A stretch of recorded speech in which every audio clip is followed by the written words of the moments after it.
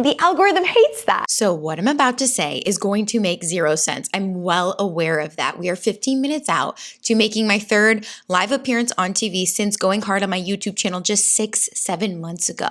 And yet something has changed within me and there is a massive shift that is coming to this channel. I know, guys, don't be scared. We're going to do this together. It is going to be fabulous, but it is pretty wild. But I promise you the channel is going to be even bigger and better than you or I could have ever imagined. So don't freak out, don't click away. I need you to hear out this journey because now you are a part of a massive mission. The actress in me is so dramatic. We are transitioning this channel and it is going to be so amazing. And I think you guys are gonna love it even more.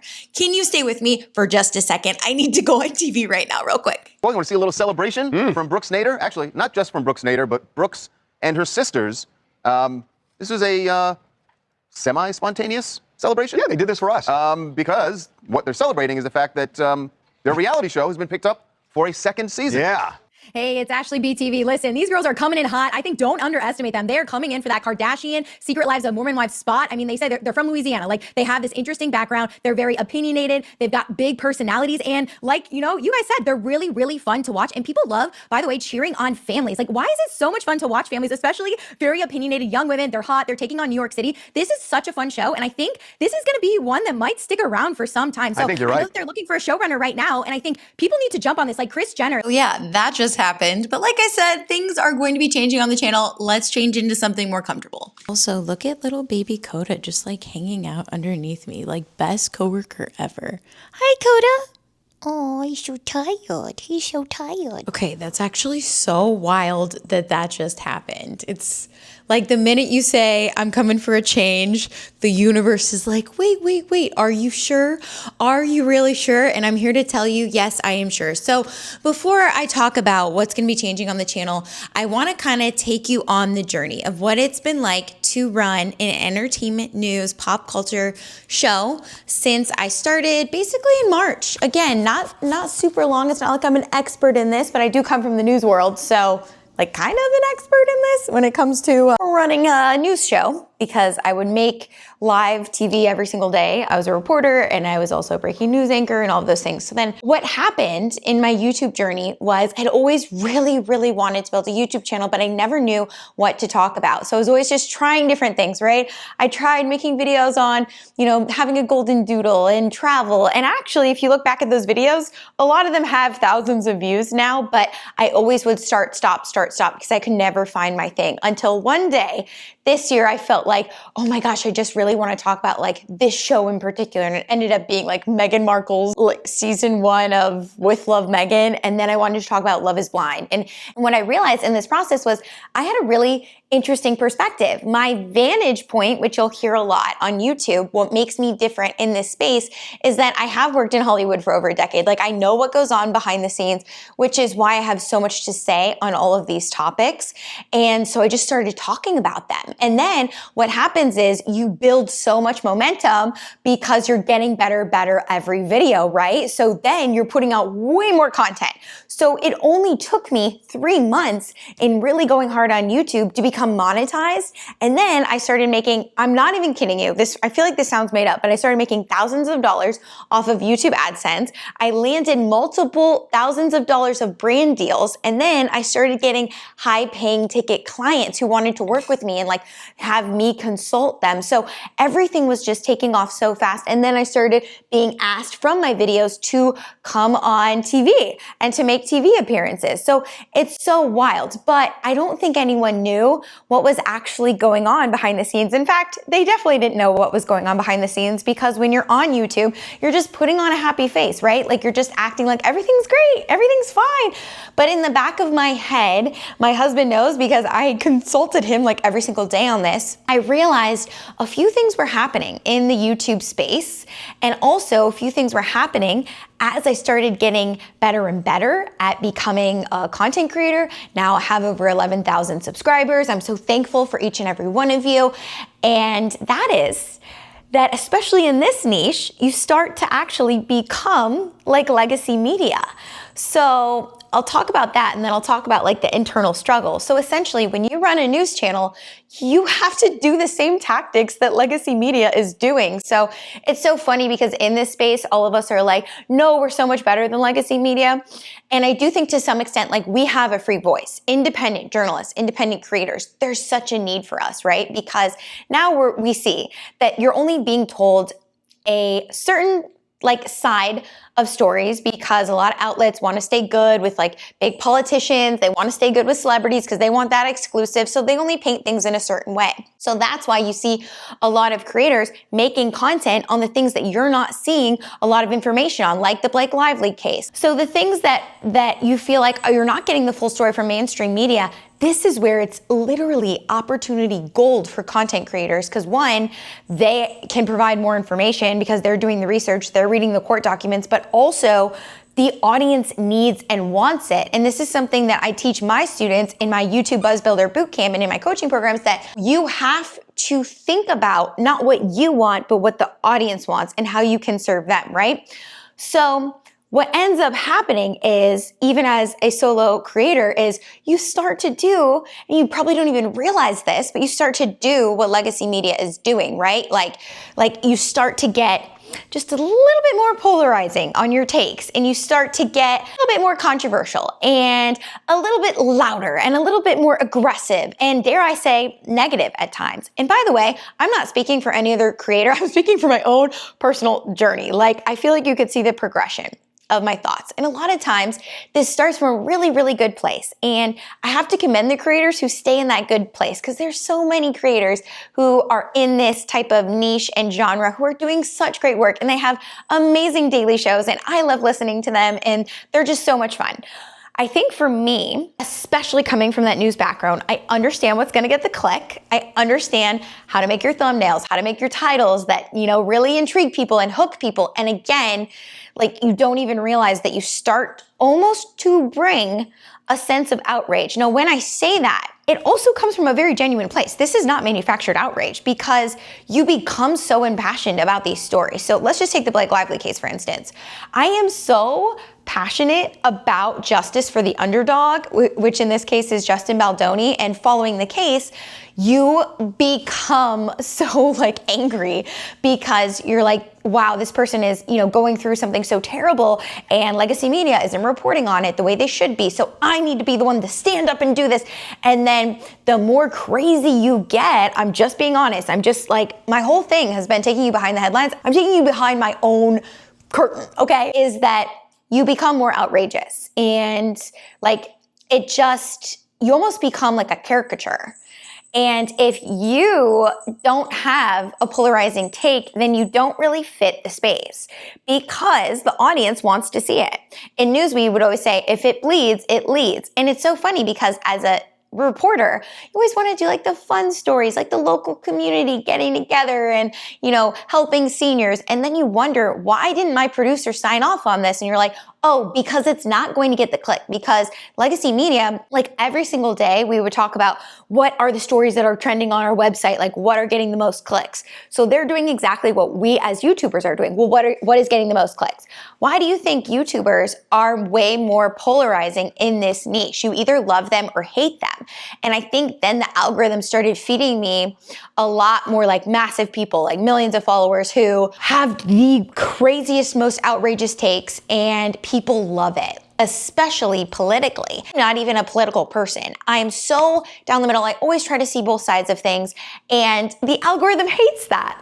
The algorithm does not reward nuance. The algorithm does not reward, let's be compassionate and understanding and try to just understand both sides of politics, or like what an artist is really going through versus just making our opinion on what they look like that day. So that started to become very apparent to me, because I'm not someone with insane takes. I'm someone who tries to find the nuance in things and tries to say, you know what, okay, Britney Spears is doing this thing, but maybe she's actually going through a lot of pain. Okay, you think Ariana Grande and Cynthia are weird on the red carpet? I think they've created a movement with Wicked. I think they've brought generations together. I think they're reaching, young children who could have never afforded to go see the show. And I think they're changing the world through their content. But I think the world had a difficult time with earnestness. Why? It scares people so much. Yeah. And I think that's really sad. I think the whole cringe, whatever, is just so unfair. I don't know. Maybe it's because PTSD or whatever, but I love so much. I'm so grateful to feel so much. We should be able to be happy and it not be corny or cringe or classified as something like that. Being passionate about something, loving people, being happy about something, being excited about something, that's the best. What? You want me to be sitting here numb? Been there. And I'll tell you from the other side, no.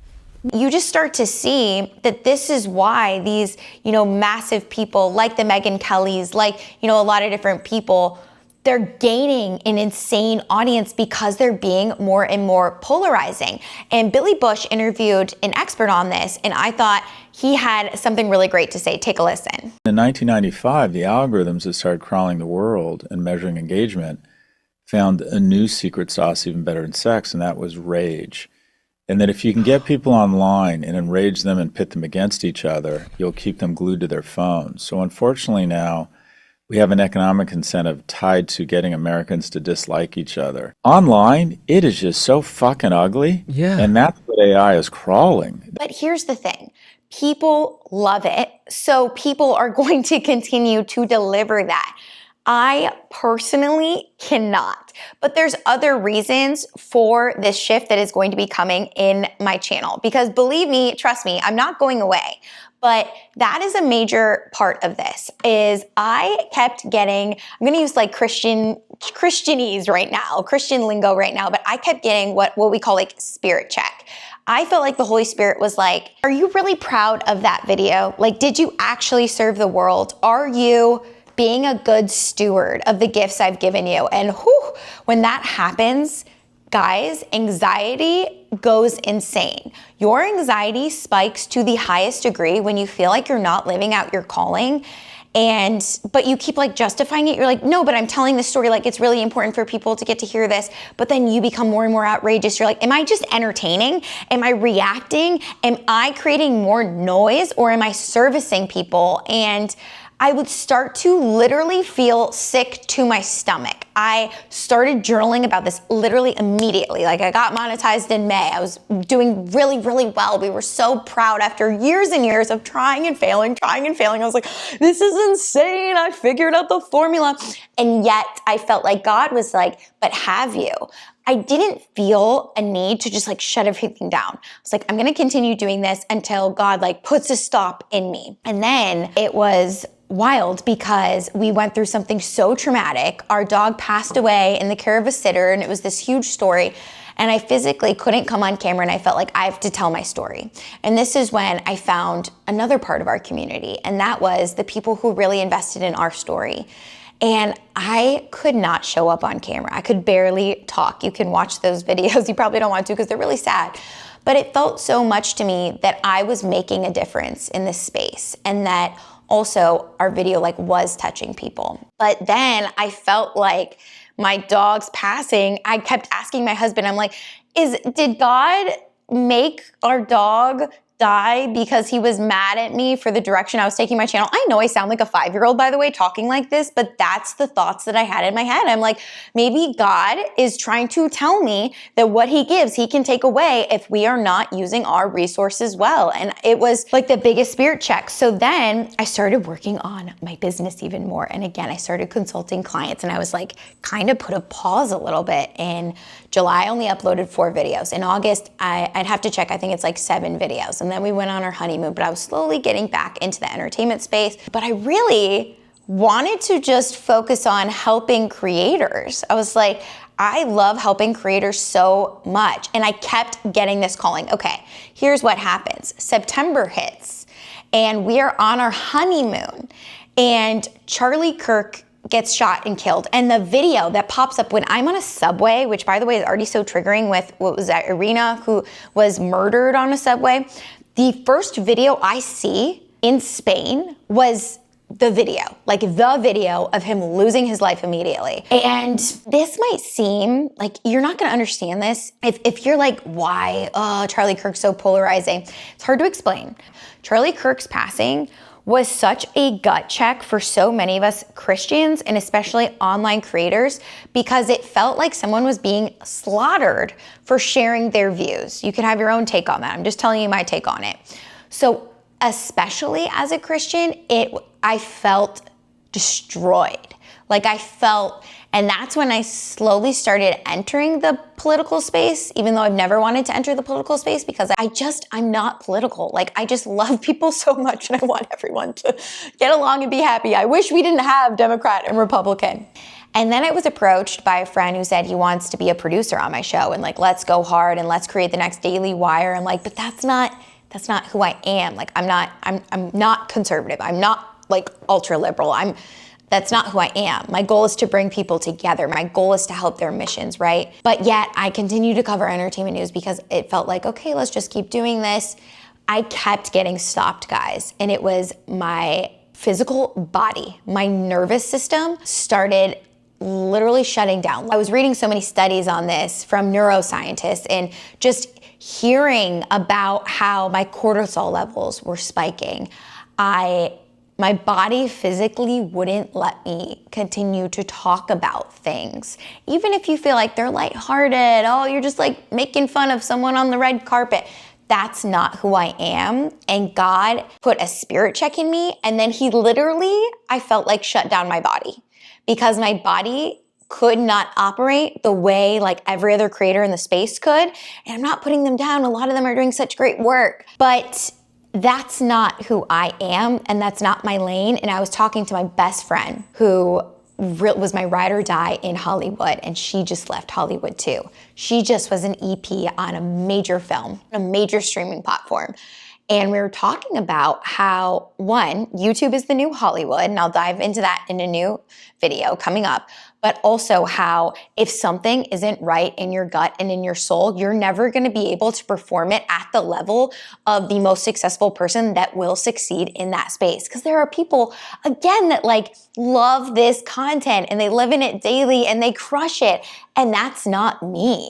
And I realized that like I would rather sit down and have a genuine heart-to-heart with Ariana Grande and hear her process of becoming Glinda than like having an opinion on her and Cynthia Erivo's relationship. Do you know what I'm saying? So then I felt I was working with my business coach and I felt like I don't see this being the future, and I feel like it's on my heart to launch a YouTube bootcamp. I have so much knowledge now that I want to share with people because I'm so much further than someone just starting their channel. Even though I don't have millions and millions of subscribers, it's really not about that. It's about learning the psychology of YouTube and learning also how to apply news principles to your channel and your mission and your vision. And I launched a bootcamp and I created this amazing group of women. And when I say my boot camp was 4 weeks, we met every Saturday. We just wrapped this last week. And now I'm gonna continue working with some of them. And it's gonna be incredible in long-term programs that I've created. That it was so life-giving. It was so God saying, this is your green light. This is your green light. And I think a lot of times, a lot of us have those green lights. Like I probably was getting a little bit of that like yellow light in May, a little bit of yellow light in August. And now it's like, this is your green light. And now what are you gonna do with it? And feeding into those women and helping them figure out their mission in the YouTube space and helping them break through their mental barriers and helping them see like you can build a channel. That is my space. It's undeniable. I put together a whole deck. I have my entire vision and I am so freaking excited. So what does this mean for this channel? I'm gonna take you along on this journey. And it's not that you're not going to see entertainment news anymore. It's just gonna be done in such a different way. And it's gonna be a part of my bigger mission, which is helping creators, helping people build their businesses, helping people find their voice online. And again, you know, business people always say, turn your passion into profit. But truly, what is the thing that is inside of you that you need to share with the world that God literally made you so different than everyone else? And I want to help you share it in a way that's authentic authentic, that's brilliant, that helps you get and reach the most amount of people and the right people. And so if that sounds good to you and you want to come along on this journey, just give this video a thumbs up. And I really appreciate your support. And in my next video, I'm going to explain more of the direction this channel is going in. I am so thankful for all of you guys who have come along the journey. And if by the way, you're like, girl, I only was coming to you for like the Blake Lively case or like this take on Meghan Markle or whatever, then it's okay if you're like, hey, I want to unsubscribe.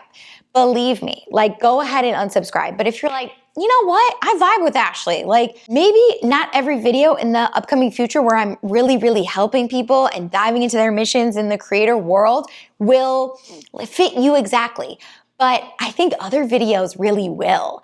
And I am so thrilled. So if you want to stick around, like please engage, because let me tell you, when I say every single person in this sphere that does so well said, do not do what you are about to do. And I'm going to share that in my upcoming video. They said, don't do it, don't do it. But that's a whole nother story. So if you haven't already and you want to come along on this journey, I'm a former TV gal making a space here on YouTube. And I'm also teaching actors and teaching all of you guys out there that have something in you, a spirit in you that is saying, I deserve to share my story in this online space.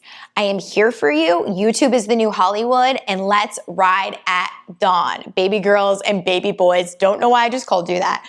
But I'm really excited, and I'm gonna share with you in the upcoming video why everyone told me not to do this and what the full plan will be. And by the way, happy Thanksgiving to all the Americans who celebrate. I have so much to be grateful for, and especially for you guys who have come along my journey. Some of you have found me from my travel videos. Shout out to my travelers. Some of you have found me from my journey with my dog. And some of you have found me from my entertainment coverage. But I also hope that all of you who have found me, I hope I left you with a different way to look at the world, and I hope I left a positive impact on you. All I want at the end of the day is to get to the gates of heaven and for God to say, well done, good and faithful servant. And I now feel very aligned doing that. So I'm really excited, and thank you guys so much for being on the journey with me. I will see you in the next one. Ciao.